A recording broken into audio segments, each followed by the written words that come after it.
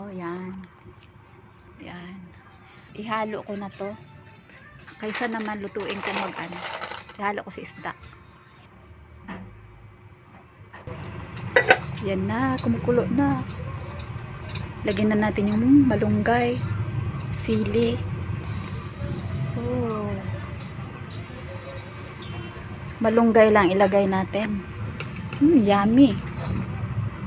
Lagyan ko rin yan ng kamote.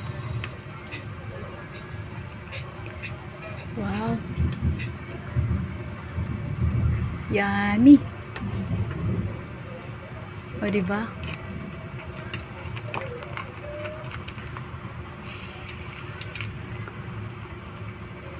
Madurog. Ayan na.